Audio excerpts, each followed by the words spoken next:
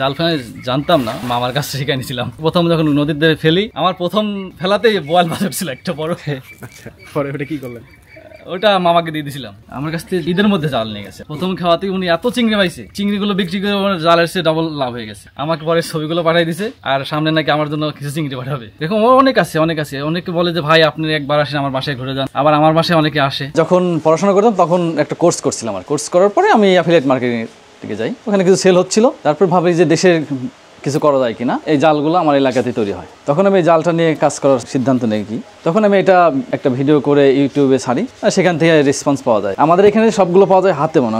আমার এলাকার যারা মহিলাগুলো আছে তারা হাতে এগুলো বোনায়, বোনানোর পরে আমরা এগুলো প্রসেসিং করি, নিয়ে আসার পরে এগুলো প্রসেসিং কাঠি লাগাই। ঠিক আছে, এখন আসলে মেশিনের জালগুলো খুব কম রেটে পাওয়া যায়, আর হাতে বানানো জালগুলো অনেক বেশি দাম। আপনার একটা জাল বোনাইতেই সময় লাগে হচ্ছে আপনার 1.5 থেকে 2 মাস। এখন অনেক কমে গেছে, আগে প্রচুর ছিল আমার এলাকায়। আমার এখান থেকে জাল তো ধরেন সাতক্ষীরাতে সব চলে যায়। হাতে বানানো জাল এটা অনেক টিকসই আর খুবই সুন্দর। ফেলার পরে পুরাটা ছড়ায় পড়ে, আর মাছ এগুলো তো বেশি ওঠে। আর মেশিনের জালগুলো ওটা সুতা খুবই নরম, জালগুলো ফালি ফালি থাকে, ওটা কেটে সুন্দর করে হাতে আসলে প্রসেস করে আবার তৈরি করতে হয়। জালের মালিগুলো একটু দেখানো দরকার। এই যে এইটা একটা মালি, এই যে একটা মালি প্রথমেই শুরু হয় মালি।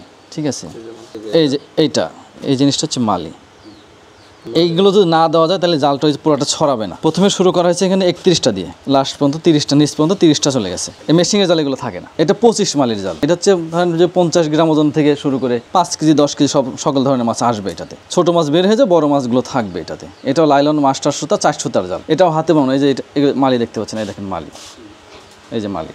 এই মালি থাকবেই, মানে উপর থেকে নিচ পর্যন্ত মালি আসবে। হ্যাঁ, এটা হচ্ছে লোহা, ঢালাই লোহা। এগুলা অন্যরা ব্যবহার করে, আপনি যেমন চট্টগ্রামে সীসা ব্যবহার করে। সীসা আমার নাটোরে পাওয়া যায় না, শুধু ওই ঢালাই লোহার কাঠি হবে। এরকম একজন অর্ডার দিছিল 10 কেজি কাঠি নেবে জালে, ওয়েট থাকা লাগবে 10 কেজি, আর জাল হবে 11 হাত। আমি 10 কেজি কাঠি দিয়ে 11 হাত জাল দিলাম। আমি বলছিলাম ভাই আপনি এটা পারবেন না। উনি বলেন না, আমি সেনাবাহিনী চাকরি করছি, আমি পারবো না। কেন?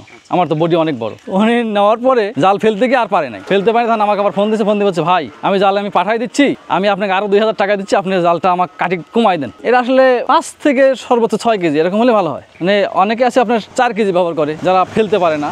4 কেজি ওয়েট জাল সহ আপনার 5 কেজি হয়ে যায়। আবার জাল যখন ভিজে তখন আরো ওয়েট বেড়ে যায়। এখন কেউ যদি ধরেন যে একবার 1-2টা খাওয়া দেবে, ইউজ করবে, সেটা আলাদা বিষয়। এখন কেউ যদি নদীতে মাছ ধরতে যায় তো অনেক খাওয়াইতে হবে। নদীতে তো ওইখানে মাছ কোথায় আছে এটা তো বোঝা যায় না। এখন আপনাকে অনেক চেষ্টা করতে হবে। আর পুকুরে তো ধরেন যে আপনি জানেন যে এখানে মাছ আছে, তো সেই ক্ষেত্রে আপনার মেশিনের জাল বুঝবে কেমন করে। এই যে প্রথমে দেখেন একটা শির, লাল শিরটা আছে, এটা কিন্তু মেশিনে বানানো জালে এটা থাকে। মানে এই দিক চিকন, এখানে যে আমরা ঘাইল যেখানে বাঁধা হয়েছে এখানে মোটা সুতা দেওয়া আছে।